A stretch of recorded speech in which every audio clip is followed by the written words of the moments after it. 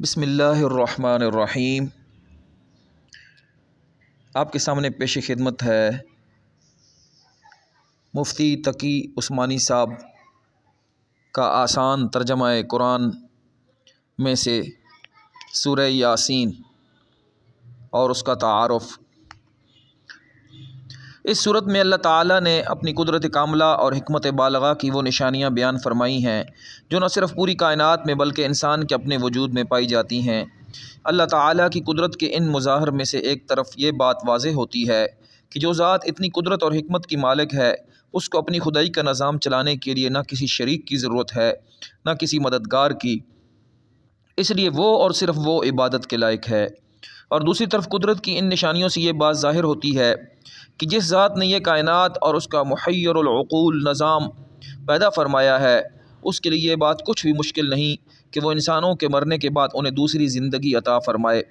اس طرح قدرت کی ان نشانیوں سے توحید اور آخرت کا عقیدہ واضح طور پر ثابت ہو جاتا ہے۔ حضور نبی کریم صلی اللہ علیہ وسلم لوگوں کو یہی دعوت دینے کے لیے تشریف لائے ہیں کہ وہ ان نشانیوں پر غور کر کے اپنا عقیدہ اور عمل درست کریں۔ اس کے باوجود اگر کچھ لوگ اس دعوت کو قبول نہیں کر رہے ہیں تو وہ اپنا ہی نقصان کر رہے ہیں، کیونکہ اس کے نتیجے میں وہ اللہ تعالیٰ کی طرف سے عذاب کے مستحق بن رہے ہیں۔ اسی سلسلے میں آیات نمبر 13 سے 29 تک ایک ایسی قوم کا واقعہ ذکر فرمایا گیا ہے جس نے حق کی دعوت کو قبول نہ کیا بلکہ حق کے داعیوں کے ساتھ ظلم و بربریت کا معاملہ کیا، جس کے نتیجے میں حق کے داعی کا انجام تو بہترین ہوا لیکن حق کے یہ منکر اللہ تعالیٰ کی عذاب کی پکڑ میں آ گئے۔ چونکہ اس صورت میں اسلام کے بنیادی عقائد کو بڑے فصیح و بلیغ اور جامع انداز میں بیان فرمایا گیا ہے، اس لیے حضور نبی کریم صلی اللہ علیہ وسلم سے منقول ہے کہ آپ نے اس صورت کو قرآن کا دل قرار دیا ہے۔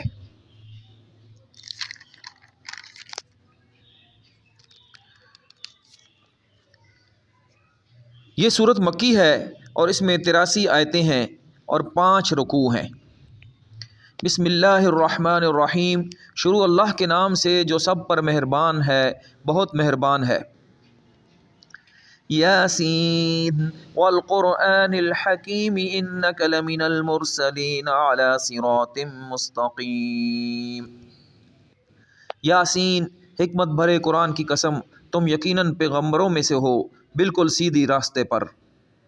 تنزیل العزیز الرحیم لتنذر قوما ما انذر آباؤہم فہم غافلون۔ یہ قرآن اس ذات کی طرف سے اتارا جا رہا ہے جس کا اقتدار بھی کامل ہے، جس کی رحمت بھی کامل، تاکہ تم ان لوگوں کو خبردار کرو جن کے باپ دادوں کو پہلے خبردار نہیں کیا گیا تھا۔ لقد حق القول على اکثرهم فهم لا يؤمنون۔ اس لیے وہ غفلت میں پڑے ہوئے ہیں، حقیقت یہ ہے ان میں سے اکثر لوگوں کے بارے میں بات پوری ہو چکی ہے اس لیے وہ ایمان نہیں لاتے۔ انا جعلنا في اعناقهم اغلالا فهي الى الاذقان فهم مقمحون۔ ہم نے ان کے گلوں میں توق ڈال رکھے ہیں جو ٹھوڑیوں تک پہنچے ہوئے ہیں اور اس وجہ سے ان کے سر اوپر کو اٹھے رہ گئے ہیں۔ وَجَعَلْنَا مِن بَيْنِ أَيْدِيهِمْ سَدًّا وَمِنْ خَلْفِهِمْ سَدًّا فَأَغْشَيْنَاهُمْ فَهُمْ لَا يُبْصِرُونَ۔ اور ہم نے ایک آڑ ان کے آگے کھڑی کر دی ہے اور ایک آڑ ان کے پیچھے کھڑی کر دی ہے، اور اس طرح انہیں ہر طرف سے ڈھانک لیا ہے جس کے نتیجے میں انہیں کچھ سجائی نہیں دیتا۔ وَسَوَاءٌ عَلَيْهِمْ أَأَنذَرْتَهُمْ أَمْ لَمْ تُنذِرْهُمْ لَا يُؤْمِنُونَ۔ اور ان کے لیے دونوں باتیں برابر ہیں، چاہے تم انہیں خبردار کرو یا خبردار نہ کرو، وہ ایمان نہیں لائیں گے۔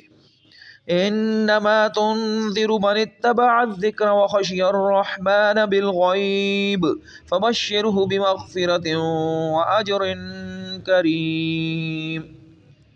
تم تو صرف ایسے شخص کو خبردار کر سکتے ہو جو نصیحت پر چلے اور خدائے رحمان کو دیکھے بغیر اس سے ڈرے، چنانچہ ایسے شخص کو تم مغفرت اور باعزت اجر کی خوشخبری سنا دو۔